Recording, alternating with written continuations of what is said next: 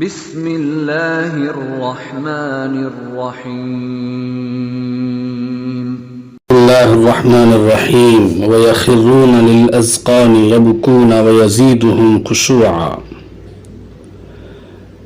اللہ تبارک و تعالی اس آیت کے اندر اپنے نیک بندوں کا تذکرہ فرماتے ہیں کہ وہ روتے ہوئے اپنی ٹھوڑیوں کے بل گر پڑتے ہیں اور یہ قرآن ان کے خشوع میں عاجزی میں اور اضافہ کر دیتا ہے۔ اور ایک جگہ اللہ فرماتے ہیں أَفَمِنْ هَذَا الْحَدِيثِ تَعْجَبُونَ وَتَضْحَكُونَ وَلَا تَبْكُونَ۔ اے لوگوں، کیا تم اس قرآن پر تعجب کرتے ہو اور ہنستے ہو، روتے نہیں ہو؟ بزرگوں اور دوستوں، قرآن و حدیث کے اندر اللہ کے ڈر سے اور خوف سے رونے پر بڑے فضائل وارد ہوئے ہیں۔ حضرت ابو ہریرہ رضی اللہ تعالی عنہ کی روایت ہے کہ جب یہ آیت أَفَمِنْ هَذَا الْحَدِيثِ تَعْجَبُونَ نازل ہوئی تو اصحاب صفہ چبوترے پر رہنے والے صحابی اتنا روئے کہ ان کے آنسو ان کے گالوں پر بہنے لگے۔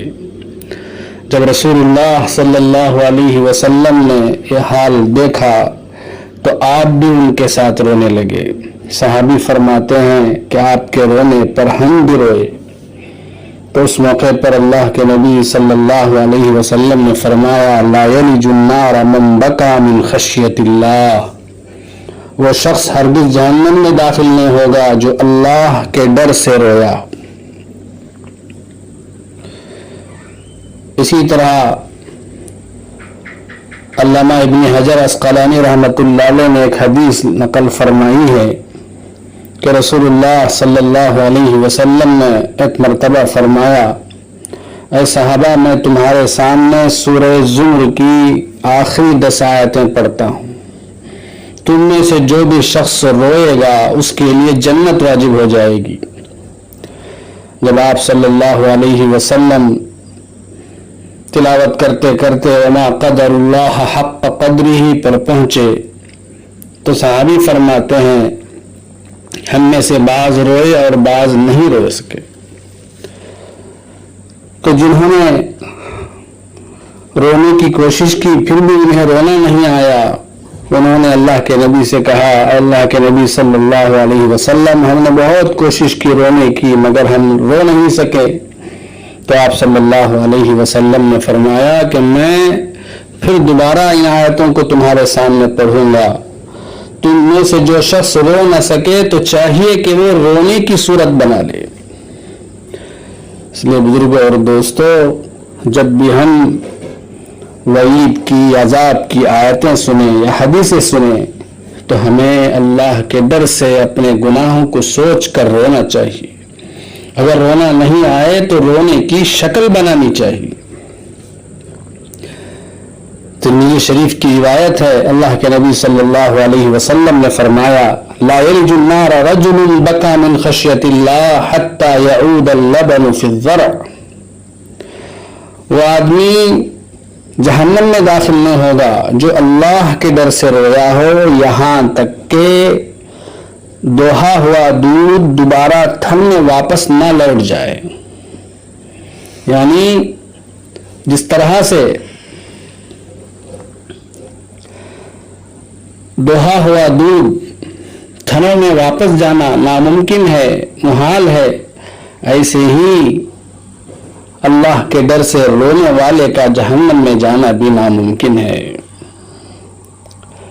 اور ایک حدیث میں ہے اللہ کے نبی صلی اللہ علیہ وسلم نے فرمایا کہ اللہ نے 2 آنکھوں پر جہنم کی آگ حرام کر دی ہے، ایک وہ آنکھ جو اللہ کے ڈر سے روئے، دوسرے وہ آنکھ جو اسلامی سرحدوں کی حفاظت کے لیے رات کو بیدار رہے۔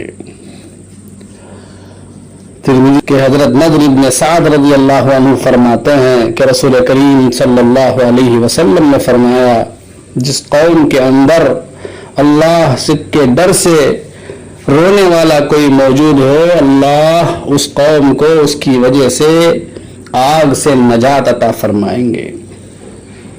بزرگوں اور دوستو، آج ساری مصیبتیں، ساری پریشانیاں، ساری بیماریاں جو آج ہم مسلمانوں پر آ پڑی ہیں، ان تمام کا واحد سبب یہی ہے کہ آج ہم میں اللہ کے ڈر سے رونے والے بہت کم رہ گئے۔